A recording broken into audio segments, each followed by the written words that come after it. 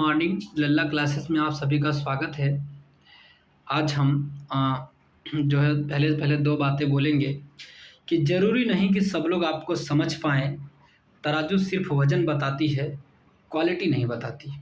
ठीक है? अब आप ये मत सोचो कि सब लोग आपको समझे, आप अपना कर्म करो। ठीक है? एक हमारा टॉपिक है जलवायु की परिस्थितियाँ। ठीक है? जलवायु की परिस्थितियाँ में और कारण देखेंगे क्या कारण है, कैसी जलवायु की परिस्थितियाँ हैं। कोलकाता की अपेक्षा चेन्नई अधिक गर्म है। ऐसा कारण है कि चेन्नई जो है अक्षांशीय दूरी 0 डिग्री पर है। ठीक है?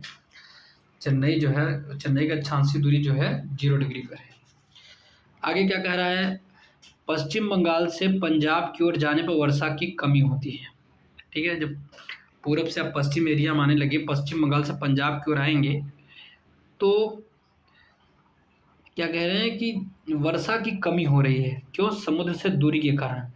क्योंकि जहाँ समुद्र पास में होगा वहाँ पे भाप बनेगा और बारिश आसपास ही होगा।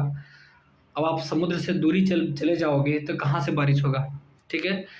आगे देखेंगे सतलज गंगा मैदान में शीतकालीन कुछ वर्षा पश्चिमी विक्षोभ से होती है। ठीक है?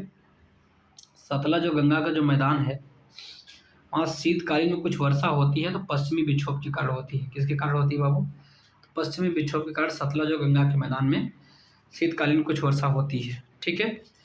आगे क्या बातें कही गई है कि भारत में मरुस्थलीय विकास कार्यक्रम डिजर्ट डिपार्टमेंट प्रोग्राम डीडीपी की शुरुआत कहाँ कहाँ करी गई थी। तो पहले राजस्थान में होगा ही होगा, अब जम्मू कश्मीर में भी होगा, हरियाणा में भी मरुस्थल का विकास, गुजरात, हिमाचल प्रदेश राज्यों में 1977-78 में की गई थी। वर्तमान में आंध्र प्रदेश और कर्नाटक भी शामिल हो गए हैं। टोटल 7 स्टेट है। ठीक है? तो भारत में मरुस्थलीय विकास कार्यक्रम जो है अभी टोटल 7 स्टेट है। 1977-78 में चलाया गया था। तो पहले राजस्थान, जम्मू कश्मीर, हरियाणा, गुजरात, हिमाचल प्रदेश, ठीक है, इन जगहों पे। उसके बाद आंध्र प्रदेश, कर्नाटक में भी टोटल 7 राज्यों में। चेरापूंजी स्थित है खासी पहाड़ी में। चेरापूंजी स्थित है कहाँ पे बाबू? खासी पहाड़ी में स्थित है। ठीक है?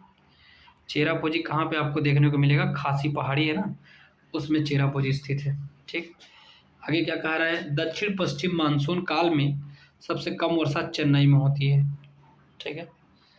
दक्षिण पश्चिम मानसून काल में सबसे कम वर्षा कहाँ पे होगी? चेन्नई में। पश्चिमी विक्षोभ से देखेंगे, पश्चिमी विक्षोभों से भारत के उत्तर पश्चिमी मैदानों में शीत ऋतु में वर्षा होती है। ठीक है? शीत ऋतु में उत्तर पश्चिम मैदानों में जब वर्षा होती है तो दक्षिण पश्चिमी विक्षोभों से होती है। किससे? पश्चिमी विक्षोभों से होती है। पंजाब के क्षेत्र में, हरियाणा के क्षेत्र में, दिल्ली के क्षेत्र में, पश्चिमी यूपी के क्षेत्र में जो वर्षा होती है ना वो पश्चिमी विक्षोभ से होती है। तभी जाकर के वर्षा गेहूं के लिए लाभकारी होती है। पश्चिमी विक्षोभ से जो वर्षा होती है उत्तर पश्चिमी क्षेत्र में ना, तो गेहूं के लिए लाभकारी है। आर्द्रता ग्रहण करती है भूमध्य सागर और अटलांटिक महासागर से। भूमध्य सागर और अटलांटिक महासागर से आर्द्रता ग्रहण करती है पश्चिमी विक्षोभ। और जो है पंजाब में, हरियाणा में, दिल्ली में, पश्चिमी यूपी में आकर के वर्षा होती है। ठीक है? वर्षा की दिशा पश्चिम से पूरब की ओर होती जाती है। वर्षा की दिशा क्या होती है भाई? पश्चिम विक्षोभ में पश्चिम से पूरब की ओर। नाम ही उसका जो है पश्चिमी विक्षोभ है, तो पश्चिम से पूरब की वर्षा की दिशा है। ठीक है? आगे हम देखेंगे प्राकृतिक आपदाएं, भूकंपीय क्षेत्र देखेंगे, सिस्मिक जोन और इंटेंसिटी, उसकी तीव्रता कितनी होती है भूकंप की। ठीक है? Zone second, third, fourth, fifth. तो जोन सेकंड में लो डैमेज होता है। जब भी जोन सेकंड में भूकंप आएगा तो डैमेज क्या होगा? लो डैमेज होगा, ज़्यादा डैमेज नहीं होगा। ठीक है? जोन सेकंड में। लेकिन जोन थर्ड में देखेंगे, जोन थर्ड में डैमेज, जैसे बिल्डिंग होती है ना, जोन थर्ड की यदि भूकंप आ गया तो बिल्डिंग डैमेज हो जाएगी। जो भी बिल्डिंग होती है डैमेज हो जाती है। और जोन 4 का यदि आ गया बाबू रे बाबू, तो डिस्ट्रक्शन ही हो जाता है, विनाश हो जाएगा, सब कुछ विनाश हो जाएगा जोन 4 में। और जोन 5 का आएगा तो हाई डैमेज होता है, वेरी हाई डैमेज होता है, बहुत ज़्यादा डैमेज हो जाएगा। तो जोन 5 में मुख्यतः हिमालयी राज्य और अंडमान निकोबार में आते हैं। तो कोई पूछे क्या जोन 5 का भूकंपीय तीव्रता हर जगह पे आएगा? नहीं, हिमालयी राज्य और अंडमान निकोबार वाले क्षेत्र में जोन 5 में भूकंप आते रहते हैं। या तो हिमालयी राज्य में आ गए या तो फिर अंडमान निकोबार में आएंगे। लेकिन जोन सेकंड में लो डैमेज होता है, बहुत कम डैमेज होता है, फिर भी बहुत कम होता है। थर्ड में तो बिल्डिंग डैमेज हो जाती है। फोर्थ में क्या करना है बाबू? फोर्थ में तो डिस्ट्रक्शन, विनाश हो जाता है। अब फिफ्थ में वेरी हाई इंटेंसिटी से डैमेज होता है। ठीक है। 2004 की सुनामी द्वारा भारत का कौन सा तट दुष्प्रभावित हुआ था? कोरोमंडल तट। जब 2004 में सुनामी आई थी, उस समय हम बहुत छोटे थे। तो कौन सा तट दुष्प्रभावित हुआ था? तो कोरोमंडल तट। ठीक है। कोरोमंडल तट तमिलनाडु आंध्र प्रदेश के क्षेत्र जो है दुष्प्रभावित हुआ था 2004 की सुनामी में। आगे क्या कह रहा है? भारत में सुनामी वार्निंग सेंटर अवस्थित है हैदराबाद 2005 में। ठीक है। तो हैदराबाद 2005 में जो है एक सुनामी वार्निंग सेंटर बनाया गया हैदराबाद में 2005 में। तो 2004 में आया, दुष्प्रभावित हुआ कोरोमंडल तट, तो उसी समय हैदराबाद में 2005 में सुनामी वार्निंग सेंटर बनाया गया। भारतीय मौसम विभाग स्थापित है नई दिल्ली में। यदि किसी की शादी हो रही है, बारात हो रही है, और वो सोचता है कि हमारे यहाँ बारिश ना हो, डेट पता करना है कि हमारे शादी के दिन बारिश ना हो जाए ना, तो डेट पता करना है तो क्या करोगे आप लोग? नई दिल्ली आओगे, मौसम विभाग से पता करोगे, तब जा करके। तो आपको याद रखना चाहिए कि भारतीय मौसम विज्ञान विभाग जो स्थापित है नई दिल्ली में है। और bay of Bengal bay of Bengal की खाड़ी में निम्न दाब के कारण चक्रवात उत्पन्न होते हैं। ठीक है। बंगाल की खाड़ी में जो चक्रवात उत्पन्न होंगे तो दाब क्या होगा? निम्न दाब होगा। ठीक है। चक्रवात उत्पन्न होंगे, और जो भी चक्रवात उत्पन्न होते हैं एंटी क्लॉकवाइज। तो बंगाल की खाड़ी के दक्षिण में उत्पन्न चक्रवात से तमिलनाडु श्रीलंका प्रभावित। अच्छा, बंगाल की खाड़ी के दक्षिण में यदि चक्रवात उत्पन्न होगा तो तमिलनाडु भी प्रभावित होगा और श्रीलंका भी प्रभावित होगा, तथा मध्य बंगाल खाड़ी से आंध्र प्रदेश उड़ीसा प्रभावित होगा जनवरी और मार्च में।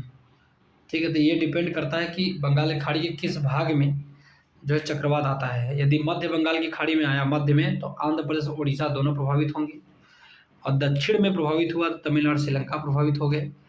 मानसून काल में जून और सितंबर में उड़ीसा एवं पश्चिम बंगाल प्रभावित होता है। और जब मानसून काल में ले लो, उड़ीसा और पश्चिम बंगाल दोनों प्रभावित होते हैं चक्रवात से। जून सितंबर का महीना ले लो, जैसे ये सब चल रही, इस समय यदि मानसून आएगा तो उड़ीसा और पश्चिम बंगाल में आएगा, याद रखना। ठीक है। उड़ीसा और पश्चिम बंगाल मानसून काल में जून सितंबर में चक्रवात आते हैं, और मध्य बंगाल की खाड़ी में जनवरी और मार्च में आते हैं, ठंडी के समय में। तो उसमें आंध्र प्रदेश और उड़ीसा प्रभावित होता है बेचारा, और दक्षिण में तमिलनाडु श्रीलंका प्रभावित होता है। ठीक है। आगे हम देखेंगे मानसून या मानसून निवर्तन जो है अक्टूबर दिसंबर में तमिलनाडु, आंध्र प्रदेश, उड़ीसा, बंगाल तक तट प्रभावित होता है। ठीक है। कहते हैं जब मानसून का जब निवर्तन होता है तो अक्टूबर से दिसंबर के समय में, तब तमिलनाडु ले लो, आंध्र प्रदेश ले लो, उड़ीसा ले लो, बंगाल तट प्रभावित होता है। ठीक है। कोई बात नहीं, जो मानसून लौटता है ना, बारिश तमिलनाडु के तट पे करेगा तो कोरोमंडल तट पे करेगा तो आंध्र प्रदेश तो आएगा ही आएगा, थोड़ा सा ऊपर आएगा तो उड़ीसा और बंगाल भी प्रभावित हो जाएगा। ठीक है। आगे देखते हैं हम आगे क्या कहा गया है बाबू। भारत का पूर्वी तट उत्तर पूर्वी व्यापारिक हवाओं को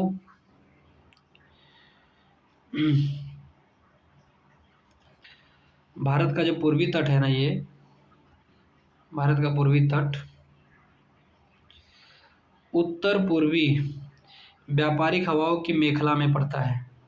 ठीक है। तो उत्तर पूर्वी व्यापारिक हवाओं की मेखला में क्या पड़ेगा? भारत का पूर्वी तट पड़ेगा। इसलिए पश्चिमी तट की अपेक्षा पूर्वी तट ज़्यादा प्रभावित होता है। इसलिए पश्चिमी तट की अपेक्षा पूर्वी तट ज़्यादा प्रभावित होता है। ठीक है। अब देखो यहाँ पे ये बीचों बीच विषुवत रेखा बनाया गया है बाबू। ये बीचों बीच क्या है? विषुवत रेखा है 0 डिग्री। इसको भूमध्य रेखा भी कहते हैं, इक्वेटर भी कहते हैं। अब 30 डिग्री नॉर्थ में जाएंगे तो कर्क रेखा आ जाएगा यहाँ पे, और 30 डिग्री साउथ में आए तो मकर रेखा हो जाएगा। अब देखो जो हवाएं ऊपर से उत्तर से जो है ये किधर घूम रही हैं, बाएं हाथ की तरफ घूम रही हैं, ठीक है। और दक्षिण से भी जो हवाएं ऊपर की ओर जा रही हैं वो भी बाएं हाथ की तरफ घूम रही हैं। तो ये हवाएं घूमने का कारण क्या है बाबू, ये कोरियालिस बल के कारण हवाएं घूमती हैं, ठीक है। दोनों टकराएंगे तो ऊपर उठ जाएंगी,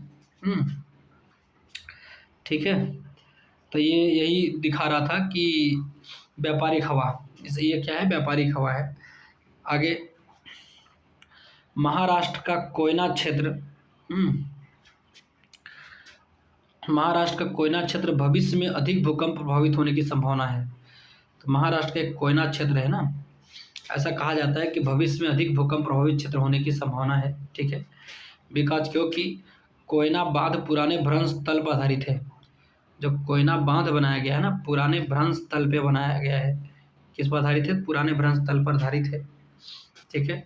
ये देखो पश्चिमी घाट है, पश्चिमी घाट पे ही एक कोयना भ्रंश तल है, ठीक है। तो इसलिए ये जब भ्रंश नीचे चला जाएगा टूट करके, चूँकि दो प्लेटें होती हैं, प्लेटें जब नीचे धंस जाती हैं, नीचे धंस जाएंगी तो भ्रंश बन जाता है। तो कोयना बांध पुराने भ्रंश तल पर आधारित है, इसलिए जो है लगेगा कि कभी भविष्य में अधिक भूकंप प्रभावित क्षेत्र होगा जब ये नीचे धंसेगा। तो आगे क्या कह रहा है बाबू, कह रहा है कि उड़ीसा में चक्रवात ले लो, बाढ़ ले लो, सूखा, तीनों ही प्राकृतिक आपदाओं से प्रभावित संभावित राज्य है। उड़ीसा में भी चक्रवात भी आएगा, बाढ़ भी आएगा, सूखा भी आ सकता है। 3 प्रकार की आपदा से प्रभावित राज्य है उड़ीसा, और अन्य राज्यों की अपेक्षा अधिक संवेदनशील है बेचारा। उड़ीसा बहुत संवेदनशील है, चक्रवात भी आएगा, बाढ़ भी आएगा, सूखा भी, तीनों चीज़ यहाँ पे हो जाएगा। आगे 9वीं बातें क्या कह रही है, पहले आपदा प्रबंधन प्रशिक्षण संस्थान की स्थापना कहाँ की गई थी, लातूर महाराष्ट्र में। तो पहले जो है लातूर महाराष्ट्र में आपदा प्रबंधन प्रशिक्षण संस्थान की स्थापना कहाँ करी गई थी। कहा कि भैया आपदा का कैसे मैनेजमेंट करेंगे, वहाँ पे प्रशिक्षण ट्रेनिंग दिया जाता था। तो लातूर महाराष्ट्र में, इसको इंग्लिश में बोलते हैं national disaster management institute, Latur 2008 में बनाया गया था, ठीक है। 2008 में कहा गया कि लातूर आइए, आपदा को कैसे प्रबंधन करना उसकी ट्रेनिंग लीजिए, फिर जाइए। फिर क्या है, अब देखो जोन 5 के बारे में आ रहा है। मैंने बता दिया कि वेरी डिस्ट्रक्टिव होता है जोन 5, बहुत ज़्यादा अति उच्च क्षति जोखिम क्षेत्र है जोन 5। अब कौन से क्षेत्र में बताया था मैंने कि हिमालय के क्षेत्र में आएगा। जम्मू कश्मीर देख लो, यहाँ पे जब भी भूकंप आएगा तो जोन 5 में आएगा, लद्दाख में भी, हिमाचल प्रदेश में भी, उत्तराखंड में भी। फिर उसके बाद में क्या कह रहा है, बिहार का कुछ ऐसा भाग है जोन 5 में आता है, कच्छ का रण, अरब सागर भी जो है जोन 5 में आता है, ठीक है। पूर्वोत्तर क्षेत्र में सिक्किम छोड़ करके अंडमान निकोबार द्वीप में भी जोन 5 में आता है, ठीक है। पूर्वोत्तर क्षेत्र में सिक्किम को छोड़ दो, सब जोन 5 में आते हैं। जोन 4 की बातें मैंने बता भी दी थी कि जोन 4 में जैसे दिल्ली हो गया, तो दिल्ली में जो भूकंप आते हैं लगभग जोन 4 के आएंगे। भारतीय गंगा का मैदान हो गया, यहाँ पे भूकंप आएगा, जोन 4 में आएगा। मैदान क्षेत्र में जोन 4 में आएगा, क्योंकि ये भी डिस्ट्रक्टिव होता है। शेष हिमालय ले लो, गुजरात ले लो, महाराष्ट्र का कोयना क्षेत्र, सिक्किम, ये सब जगह पे जोन 4 में आते हैं। अभी दिल्ली में 1 सप्ताह पहले जो है थोड़ी सी भूकंप आई थी 10 सेकंड के लिए लगभग। तो दिल्ली में भूकंप अगले साल भी आया था, इस साल भी आया, लगभग आते ही रहते हैं भूकंप दिल्ली में, ठीक है। लेकिन जो भी आएगा तो जोन 4 तक आएगा, उससे ज़्यादा नहीं आएगा, ठीक है। आगे हम चलते हैं।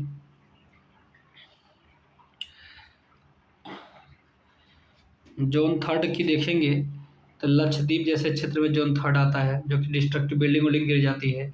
पश्चिमी घाट में जब भी आपदा आएगी तो जोन 3 से आएगी, ठीक है। यहाँ पे भी बिल्डिंग गिर जाएंगी। प्रायद्वीपीय भारत का भ्रंशित क्षेत्र भी जो है आएगा तो जोन 3 में आता है। लखनऊ सहित गंगा जो मैदान है, दक्षिणी भाग, ये सब जोन 3 में आते हैं। जहाँ भी जोन 3 में भूकंप आया तो आप समझ लो कि यहाँ पे बिल्डिंग गिरी होगी, उससे ज़्यादा नहीं कुछ होगा। जोन 2 में क्या होता है बाबू, तो प्रायद्वीपीय पठार का अधिकांश भाग, जैसे कर्नाटक का पठार ले लो, अच्छा कर्नाटक का पठार जोन 2 में आता है। तो बहुत ज़्यादा मतलब कि नहीं आता है।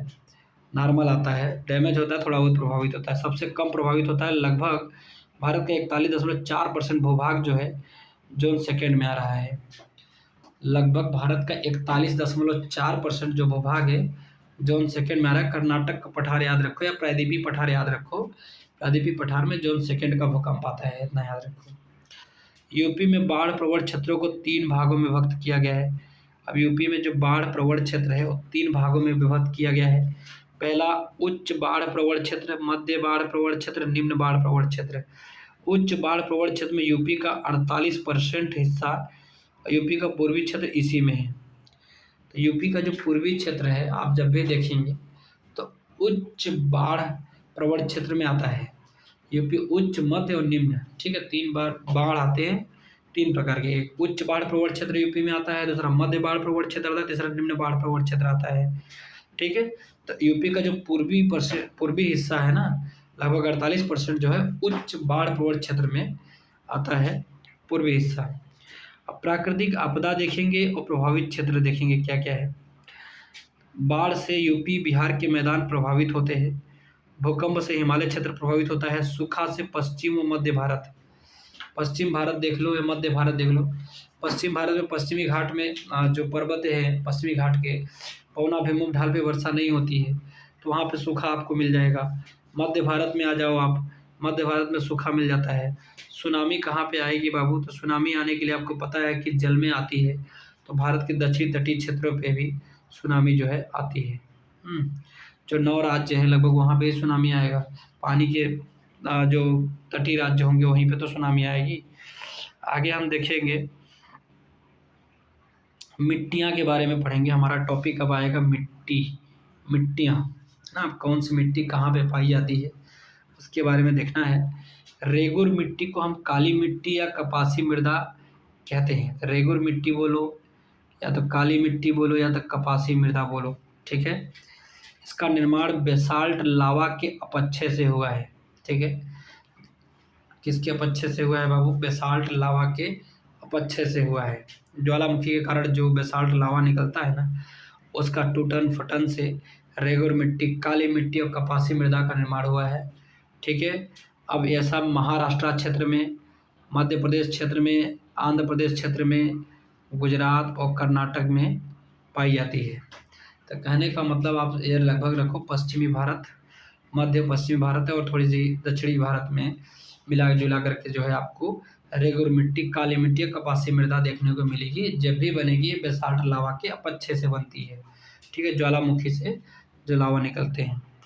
और अन्य नाम इसको उष्ण कटिबंधीय चेरनोजेम है। तो आप पूछो कि रेगुर मिट्टी, काली मृदा या कपासी मृदा का अन्य नाम यदि कोई पूछे क्या है बाबू, तो उष्ण कटिबंधीय चेरनोजेम है। क्या है? उष्ण कटिबंधीय चेरनोजेम है। आगे हम देखेंगे रेगुर मृदा में लोहा, चूना, potash, calcium, aluminium, magnesium carbonate की अधिकता है, ठीक है, जबकि नाइट्रोजन और फास्फोरस, ह्यूमस की कमी है। तो अब ये सब तो इतना ढेर का याद होना मुश्किल है कि रेगुर मिट्टी में लोहा भी है, चूना भी है, पोटास भी है, कैल्शियम भी है, एल्युमिनियम, मैग्नीशियम कार्बोनेट की अधिकता, ये सब है। लेकिन कमी किस चीज़ की याद रखो कि एक नाइट्रोजन की कमी है और फास्फोरस और ह्यूमस, तीनों की कमी है रेगुर मिट्टी में। नाइट्रोजन, फास्फोरस और ह्यूमस। तो रेगुर मिट्टी में किसकी किसकी कमी देखने को मिलेगी? नाइट्रोजन की, फास्फोरस की और ह्यूमस, ये सब की कमी है। बाकी लोहा, चूना, potash, calcium, aluminium, magnesium carbonate ये सब पाया जाता है, ठीक है, रेगुर मिट्टी में ये सब पाया जाता है। आगे हम देखते हैं, आगे देखेंगे मालवा पठार की प्रमुख मिट्टी काली मिट्टी या लावा मिट्टी बोलते हैं, कहते हैं। मालवा पठार है ना, उसकी प्रमुख मिट्टी या उसको क्या बोलेंगे? काली मिट्टी मालवा पठार में पाई जाती है, लावा मिट्टी बोलते हैं। काली मृदा जल धारण की क्षमता बहुत अधिक होती है। काली मृदा जो है, जहाँ पे देखोगे काली मिट्टी होगी, जल धारण की क्षमता होती है उसमें अधिक होती है। भीगने पर ठोस एवं चिपचिपी, जब काली मृदा भीग जाएगी तो ठोस हो जाती है और चिपचिपी हो जाती है, ठीक है। कभी आप बाइक वाइक लेके जाओ तो चिपक जाती है, बाइक में जल्दी छोड़ती नहीं है, ठोस और चिपचिपी होती है। सूखने पर दरार युक्त हो जाता है, स्वतः जुताई वाली मृदा बोलते हैं इसको। तो काली मृदा को स्वतः जुताई वाली मृदा कहते हैं। सूखती है तो दरार हो जाती है। जहाँ पे अभी आप काली मृदा देखोगे, आप गाँव में यदि आप पले बड़े हो तो आप आराम से पहचान जाओगे काली मृदा का गुण। सूख जाएगी तो दरार युक्त हो जाती है और इसको स्वतः जुताई वाली मृदा कहते हैं। बड़े बड़े दरार हो जाते हैं। हम लोग डरते थे कि यार इसमें कोई कोई जो है जानवर वानवर न घुसा हो। ठीक है, आगे चलते हैं हम। नमी युक्त मृदा एवं कम सिंचाई। कहने का मतलब कि इसमें नमी युक्त मृदा है ये और सिंचाई कम लगती है।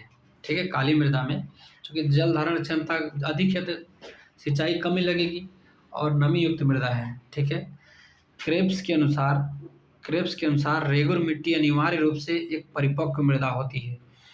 क्रेब्स के अनुसार जो है रेगुर मिट्टी जो है अनिवार्य रूप से क्या है बाबू, एक परिपक्व मृदा होती है। क्या होती है?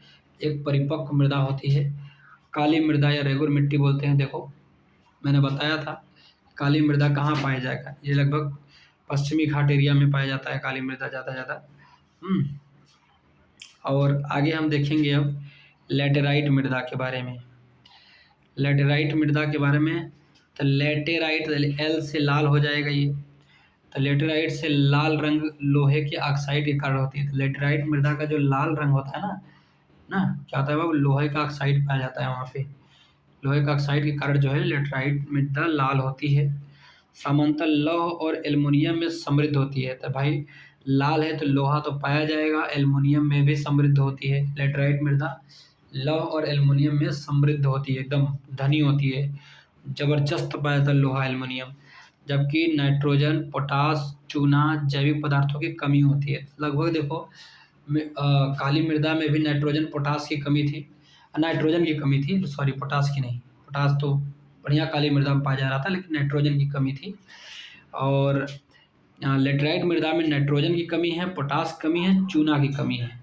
ठीक है, तो लैटेराइट मृदा में नाइट्रोजन, पोटास और चूना की कमी है। ये सब जैविक पदार्थ इनकी कमी है। और मालाबार तट देखो कहाँ सर्वाधिक विकास मालाबार तट का, इनका जो विकास लैटेराइट मृदा का हुआ है मालाबार तट पे हुआ है।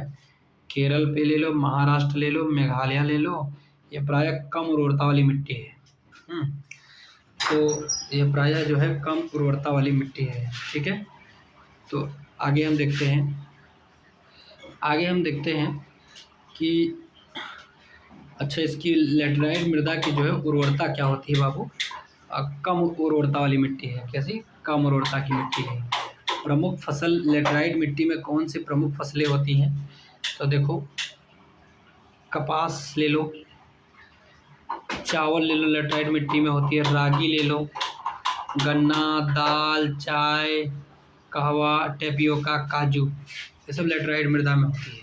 ठीक है, कपास भी हो जाएगा, चावल भी हो जाएगा लैटेराइट मृदा में, रागी भी, गन्ना भी, दाल भी, चाय, कहवा, टेपियोका, काजू, ये सब जो है हो जाएगा लैटेराइट मृदा में। और मालाबार तट पे ये पाया जाता है। लैटेराइट मृदा उच्च ताप व भारी वर्षा के क्षेत्रों में विकसित होती है। तो जहाँ पे टेम्परेचर अधिक होगा तो भारी वर्षा होगी ही होगी, के क्षेत्रों में विकसित होती है।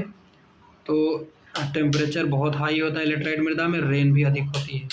ठीक है, विस्तार कहाँ है लैटेराइट मृदा का? पूर्वी तमिलनाडु में ले लो। ठीक है, उड़ीसा में आ जाओ आप, लैटेराइट मृदा, छोटा नागपुर का पठार ले लो, ये लैटेराइट मृदा का विस्तार है यहाँ पे।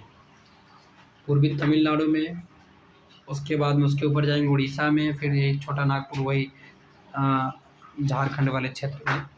ठीक है, आगे भारी वर्षा वाले क्षेत्रों में अपक्षालन या लीचिंग से निर्मित होता है। जहाँ पे भारी वर्षा वाला क्षेत्र होता है ना, वहाँ अपक्षालन या लीचिंग में, सब बलुई क्षेत्र बोल दो लैटेराइट मृदा को, और क्या। ठीक है, कौन सा मृदा प्रारूप, आगे क्या कह रहा है, कौन सा मृदा प्रारूप लोहे के अतिरेक होने के कारण अनुर्वर होता है? लैटेराइट मृदा। लोहा पे यहाँ बहुत समृद्ध रूप से पाया जाता है, इसलिए लैटेराइट मृदा होती है। तो मैंने आपको बता दिया कि लैटेराइट मृदा तमिलनाडु के पूर्वी तट क्षेत्र में। आगे क्या कहा गया है बाबू, क्योंकि यहाँ पे बहुत ज़्यादा लोहा होता है ना, तो इससे समृद्ध होती है, तो लैटेराइट मृदा होती है। तो देख लो आप, थोड़ी सी पश्चिमी घाट में पाई जा रही है लैटेराइट मृदा।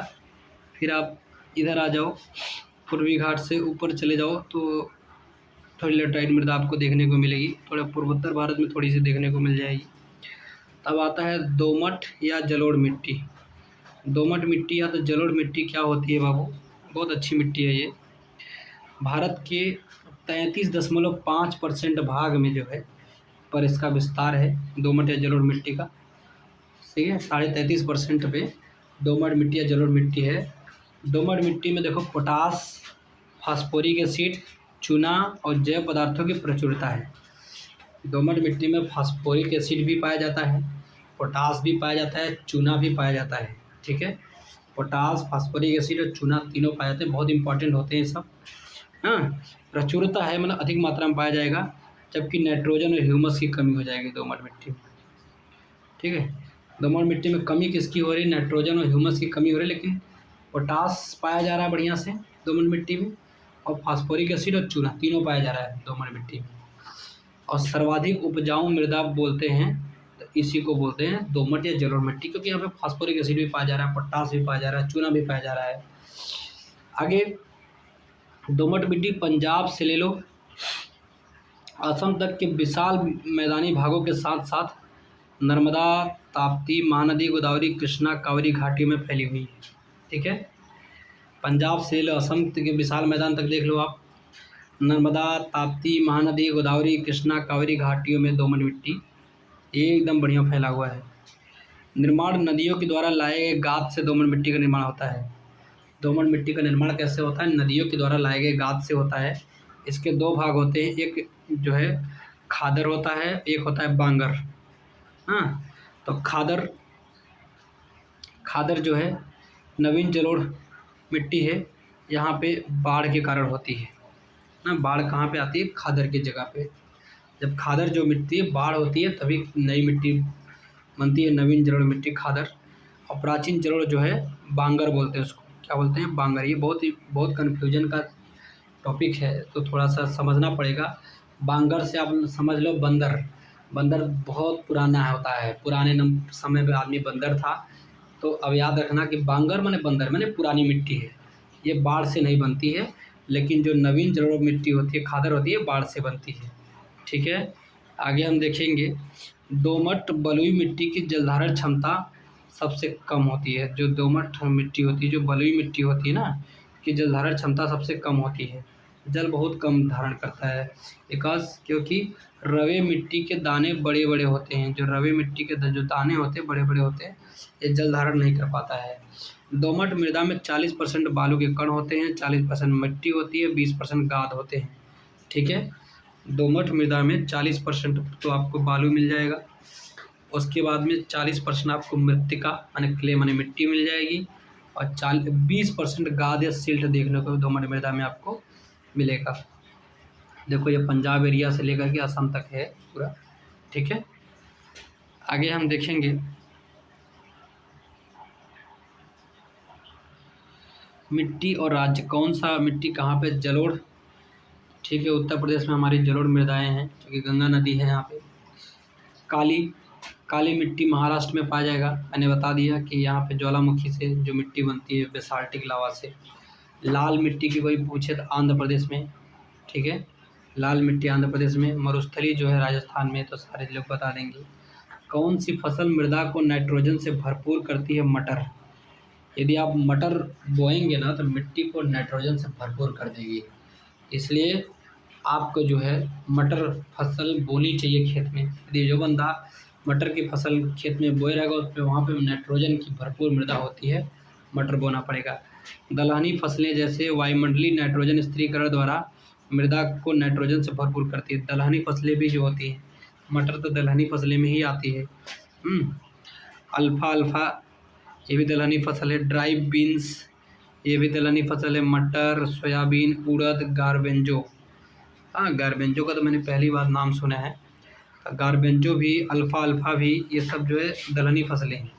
यदि आप इसको बोइए, ड्राई बीन्स बोइए, मटर बोइए, सोयाबीन बोइए, तो यहाँ पे नाइट्रोजन क्या होगा? मृदा भरपूर हो जाएगी। मृदा जो है नाइट्रोजन से भरपूर हो जाएगी आप दलहनी फसलें बोएंगे तो, जो कि वायुमंडलीय नाइट्रोजन स्थिरीकरण द्वारा। कैसे? नाइट्रोजन के स्थिरीकरण के द्वारा। आगे हम देखेंगे आगे क्या बातें कही गई है। आगे देखो, आगे क्या कह रहा है, लाल मिट्टी का निर्माण, लाल मिट्टी का जो निर्माण होगा ना, आग्नेय केंद्रित शैलों के विघटन एवं वियोजन से होता है। इसका सिलिका और आयरन की बहुलता पाई जाती है। तो लाल मिट्टी में आयरन तो होगा ही, सिलिका भी होता है।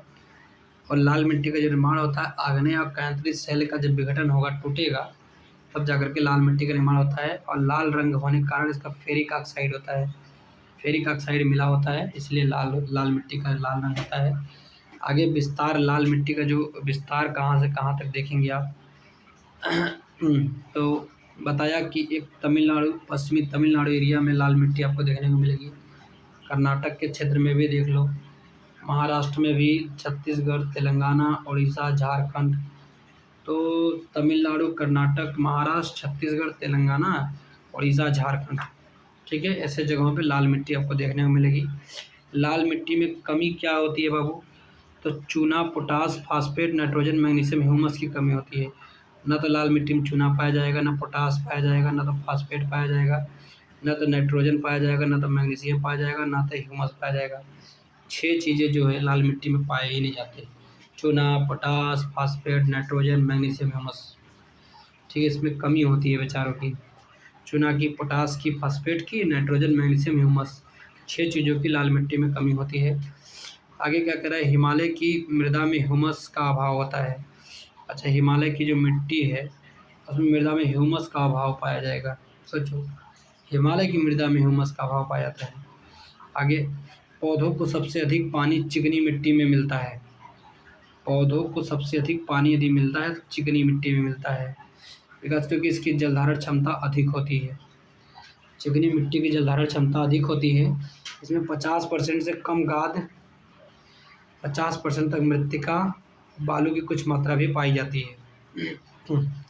चिकनी मिट्टी में 50% से कम गाद पाया जाता है, ठीक है, जल धारण की क्षमता अधिक होती है, 50% तक मृत्तिका लगभग, कुछ बालू की मात्रा भी चिकनी मिट्टी में पाई जाती है। आगे हम देखेंगे, अम्लीय मृदा या मृदा या रेह कल्लर इसके अन्य नाम है। चिकनी मिट्टी को हम अम्लीय मृदा बोलेंगे, या तो मृदा रेह बोलेंगे, या तो कल्लर बोलेंगे चिकनी मिट्टी को, ठीक है। आगे आता है ऊसर मृदा। ऊसर, ऊसर का मतलब होता है कि पीएच मान 7 से अधिक हो जाए जिस मिट्टी की, तो वहाँ पे जीवांश, नत्रजन, जिंक की भारी कमी होती है। तो नत्रजन की कमी होगी, नाइट्रोजन की, जीवांश की कमी होगी, और जिंक की भारी कमी होती है। उपचार के लिए पायराइट या जिप्सम या ढैंचा की हरी खाद का उपयोग किया जाता है। यदि जो मृदा ऊसर हो गई है, इसका पीएच मान 7 से अधिक हो गई है, वहाँ पे कमी किस चीज़ की रहेगी बाबू, जीवांश की कमी रहती है, नाइट्रोजन की कमी रहती है, जिंक की कमी रहती है, ठीक है, ये सब भारी कमी होती है इन दोनों की। और अब ऊसर मृदा को उपचार करना है, उसको फर्टाइल में लाना है, तो क्या करना है हमको, पायराइट या तो जिप्सम या तो ढैंचा की हरी खाद का उपयोग करेंगे।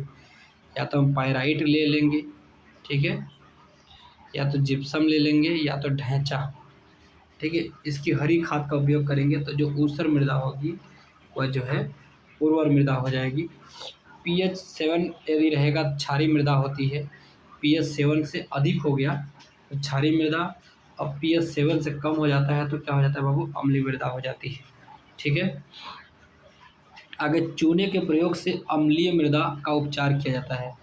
जो मृदा अम्लीय हो गई है, जिसका पीएच मान 7 से कम है, उसका उपचार किया जाएगा, चूने के प्रयोग से करेंगे। जो मृदा अम्लीय हो जाती है, उस मृदा को सही करना है, उसको उपचार करना है, तो चूना डाल देंगे, तो वो जो है मृदा पीएच 7 लगभग आ जाएगा, ठीक है। आगे, सामान्य फसलें उगाने वाली मृदा का पीएच मान 6 से 7 के मध्य होना चाहिए। जो सामान्य फसलें उगाने वाली मृदा होती है ना, उसका पीएच मान कितना, 6 से 7 के मध्य होना चाहिए। सर्वाधिक क्षारीय मृदा क्षेत्र यूपी में है, 7 से अधिक है पीएच मान। और सर्वाधिक लवणीय मृदा क्षेत्र पूछे कोई, वो गुजरात में है। लवणी का मतलब अम्लीय। तो सर्वाधिक लवणीय मृदा क्षेत्र कोई पूछे तो गुजरात में, ठीक है। और सबसे अधिक क्षारीय मृदा क्षेत्र जहाँ 7 से अधिक पीएच है तो यूपी में है। क्षारीय मृदा हम लोग जो यूपी में क्षारीय मृदा क्षेत्र है, हाँ, मतलब कि 7 से अधिक है। और लवणीय गुजरात में है, ठीक है। आगे हम देखेंगे मृदा का लवणीय भवन। मृदा में एकत्रित सिंचित जल के वाष्पीकृत होने से पीछे छूटे नमक और खनिजों के से उत्पन्न होता है। तो सही बात है, कह रहा है मृदा का जो लवणीय भवन बनता है, तो जब मिट्टी में जो एक सिंचित जल होते हैं ना, जल के वाष्पीकृत, जब जल भाप बन के ऊपर उड़ जाएगा तो जो वहाँ पे नमक छूट जाएगा ना, उसके कारण होता है, और खनिजों से उत्पन्न होता है, ठीक है। आगे हम देखेंगे क्या कह रहा है। चाय बागान के लिए गहरी अम्लीय अच्छे जल निकास वाली मिट्टी, जहाँ पे अच्छे जल निकास वाली मिट्टी हो, आवश्यक होनी चाहिए, ठीक है। अम्लीय मिट्टी होनी चाहिए चाय बागानों के लिए, इसलिए पर्वतीय ढलानों पर लगाया जाता है टी प्लांट्स, क्योंकि पानी अच्छे से निकल जाए। हाँ, पानी वहाँ नहीं रुकना चाहिए जहाँ पर टी प्लांट्स लगाए जाते हैं। आगे क्या कहा गया है बाबू, भारत में मृदा अपरदन से सर्वाधिक प्रभावित क्षेत्र क्रमशः कौन कौन सा है। तो चंबल और यमुना नदियों को उत्खाद भूमि क्षेत्र है, जहाँ पे भारत में सर्वाधिक प्रभावित क्षेत्र है मृदा अपरदन से। पश्चिमी हिमालय का गिरिपदी क्षेत्र, पश्चिमी हिमालय का देख लेंगे, गिरिपदी शिवालिक पहाड़ी का पाद क्षेत्र देख लेंगे, यहाँ पे भी मृदा का अपरदन बहुत होता है पश्चिमी हिमालय का, ठीक है। और चंबल का या यमुना नदी को उत्खाद भूमि भी, यहाँ पे मृदा बहुत इसका अपरदन हो रहा है, बहुत ज़्यादा प्रभावित क्षेत्र है ये, ठीक है। आगे क्या कह रहा है, छोटा नागपुर का पठार भी, यहाँ पे भी मृदा का अपरदन ज़्यादा हो रहा है। ताप्ती से साबरमती घाटी तक क्षेत्र, मालवा का पठार ले लो, यहाँ पे भी मृदा का अपरदन बहुत अधिक हो रहा है। महाराष्ट्र का काली मृदा क्षेत्र, यहाँ पे भी बहुत ज़्यादा अपरदन हो रहा है। हरियाणा राज्य, गुजरात के शुष्क क्षेत्र भी जो है प्रभावित है मृदा अपरदन से, ठीक है। अब हम यहाँ से कल से स्टार्ट करेंगे, ठीक है। बेस्ट ऑफ लक, अपना ख्याल रखो, स्वस्थ रहो, मस्त रहो, लाइक करो, सब्सक्राइब करो, कमेंट करो।